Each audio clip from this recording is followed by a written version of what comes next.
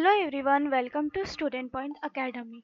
आज हम lesson number 23 write your own poem पढ़ेंगे।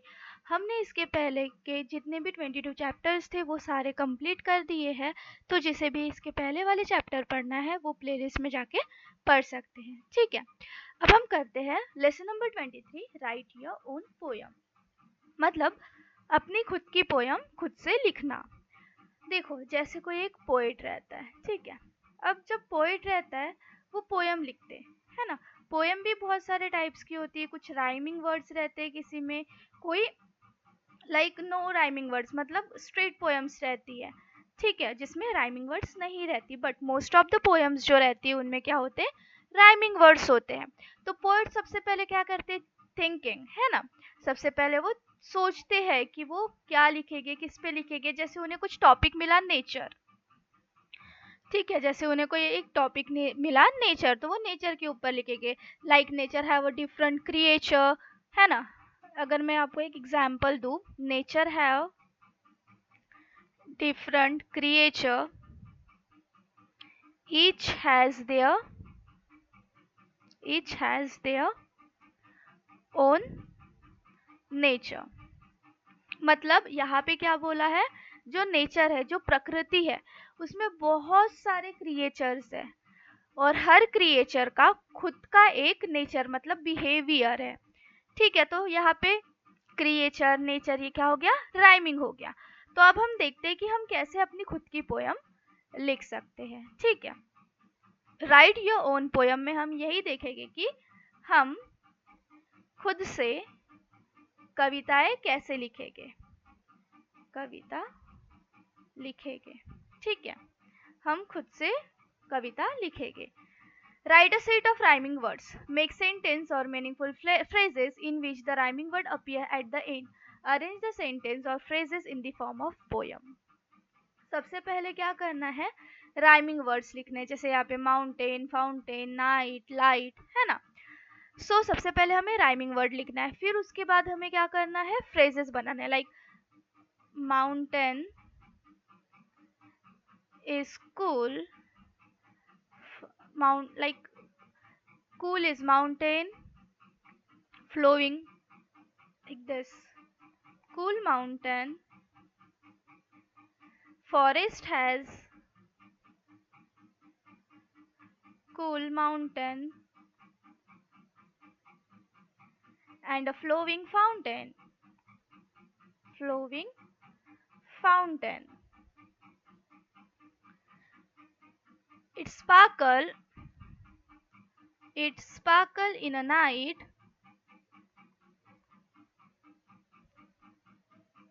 and clear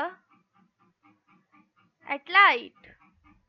ठीक है, मतलब फॉरेस्ट है जिसमें माउंटेन है और एक फ्लोइंग फाउंटेन, फाउंटेन मतलब क्या होता है, झरना है, ठीक है। अब ये जो है ये स्पार्कल करता है मतलब चमकता है नाइट में, क्यों, नाइट में स्टार्स होते हैं, और क्लियर होता है लाइट में। एक हमारा एक स्टांजा बन गया पोएम का। तो सबसे पहले हमें क्या करना है, राइमिंग वर्ड लिखना है, मीनिंगफुल सेंटेंस बनाने हैं और उसे एक पोएम की तरह रखना है। तो हमने एक स्टांजा कैसे बनाया, हमने बनाया forest have cool mountain,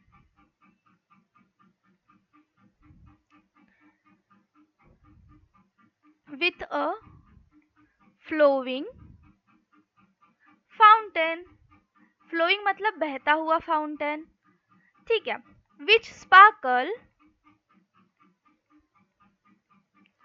at night and clearly visible at light। ठीक है, तो ये क्या हो गया, हमारा एक स्टैंजा हो गया। इस तरीके से हम क्या बनाते हैं, पोयम बनाते हैं।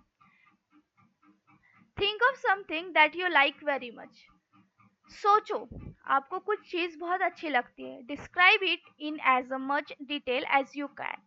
Stress the part you like best. Make use of suitable adjective, adverb or comparisons. Arrange the line one below the other in the form of poem.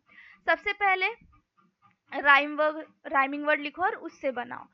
Second step या सेकेंड थिंग है, आपको जो चीज अच्छी लगती है उसके बारे में सोचो और उसे डिस्क्राइब करो, और उसका जो पार्ट आपको अच्छा लगता है उसके बारे में डिटेल में डिस्क्राइब करो। सपोज अगर हमें लिखना है रैबिट, या ये सोच रहा है रैबिट के बारे में, ठीक है, rabbit is cute but might be mute, but always mute. I like its color with soft cottony texture. Soft cottony texture. It has a soft skin. I wanna cuddle it. ठीक है, इस type से। तो सबसे पहले rhyming word लिखो, फिर उसका फ्रेज बना और फिर उसे एक फॉर्म पोएम के फॉर्म में लिखो। सेकंड, सोचो आपको जो चीज अच्छी लगती है उसके बारे में, और फिर सूटेबल एडजेक्टिव, एडवर्ब और कंपैरिजंस करो, और फिर वो जो लाइन है उसे किसके एक पोएम के फॉर्म में लिखो, तो एक आपके पास पोएम का स्टैंजा या पोएम बन जाएगी। Next, observe thing in your surrounding carefully. Write short but good description of what you see, hear, smell, feel, etcetera. Arrange your observation in short line, written one below the other in the form of poem. अब अपने आसपास जो चीजें हैं उन्हें क्या करो, observe करो, और एक शॉर्ट बट बहुत अच्छा डिस्क्रिप्शन दो। आपने क्या देखा, क्या सुना, क्या स्मेल किया, क्या फील किया, एटसेट्रा, और अपने ऑब्जर्वेशन को शॉर्ट लाइन में लिखो in the form of poem. तो देखो, एक गर्ल है, गार्डन में है, फ्लावर को देख रही है, फ्रेग्रेंस है ना, फ्लावर ब्लूम किया है, ब्राइट कलर्स है, और जो हवा है मतलब जो ब्रीज है वो भी कितनी है, कूल है। तो हम लिखेंगे, मैं ऐसे लिख सकते हैं, I saw a flower with sweet, I saw a flower with sweet and bright color. एक second,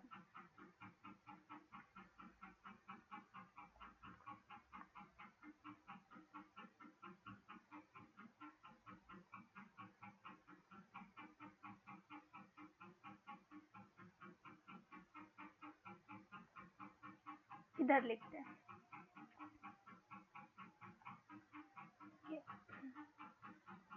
I saw a flower with bright color, fragrance is sweet,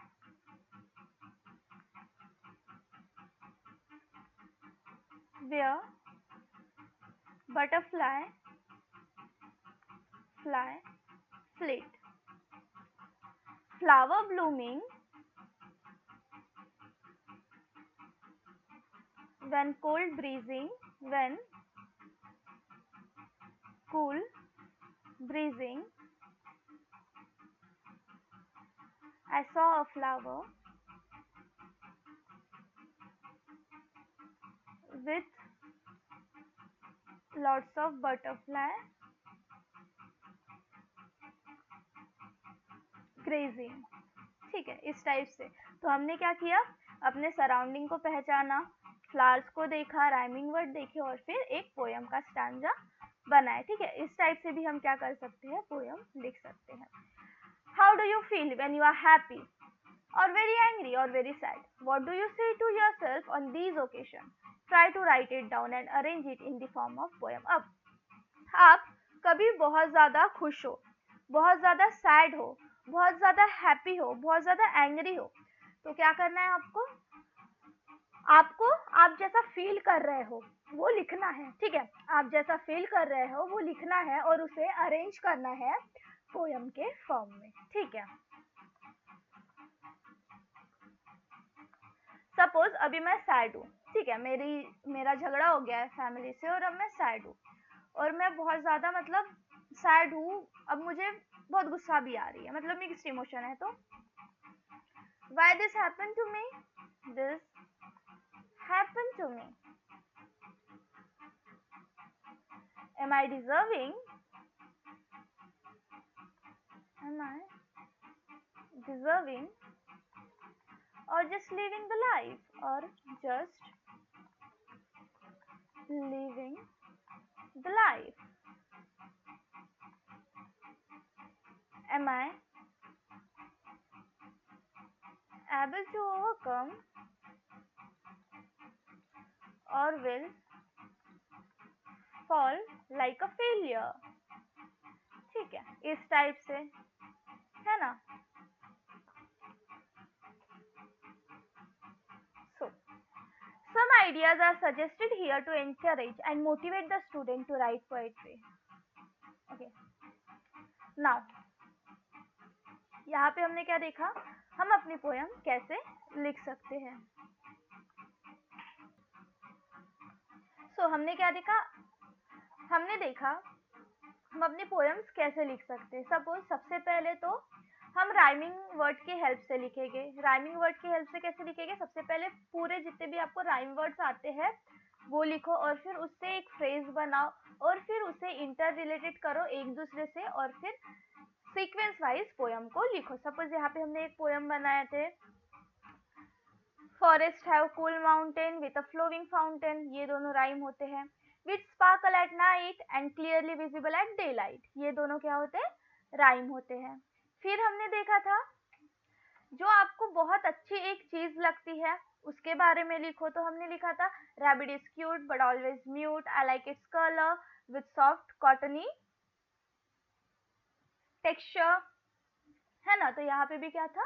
rhyme था और हमने किसके बारे में लिखा था? रैबिट के बारे में लिखा था और हमने देखा था कि हमें उसके बारे में क्या अच्छा लगता है. फिर हमने देखा था कि हम थिंग्स, अपने सराउंडिंग में जो थिंग्स है उसे ऑब्जर्व करके भी लिख सकते हैं. सपोज यहाँ पे एक गर्ल है जो फ्लावर को देख रही है तो उसने उसके अकॉर्डिंग लिखी. इसने क्या लिखी होगी? I saw a flower with a bright colour, fragrance is sweet where, butterfly fleet, flower blooming when cool breezing, I saw a flower with lots of butterfly grazing. ठीक है. फिर उसके बाद हमने देखा हम अपने इमोशंस को पोएम के थ्रू एक्सप्रेस कर सकते हैं. ठीक है. सो ये थी कुछ सजेशन, है ना, कुछ आइडियाज कि हम पोएम कैसे लिख सकते हैं. ठीक है. तो यहाँ पे होता है हमारा लेसन कंप्लीट. नेक्स्ट लेक्चर में हम नेक्स्ट लेसन कवर करेंगे. ठीक है. तब तक के लिए पढ़ते रहो. मिलते हैं नेक्स्ट लेक्चर में. चैनल को सब्सक्राइब कर लो ताकि जब भी न्यू लेक्चर अपलोड हो आपको नोटिफिकेशन मिल जाए. फ्रेंड्स के साथ शेयर करो और कमेंट करो कहीं पर प्रॉब्लम है तो. ठीक है. चलो मिलते हैं नेक्स्ट लेक्चर में.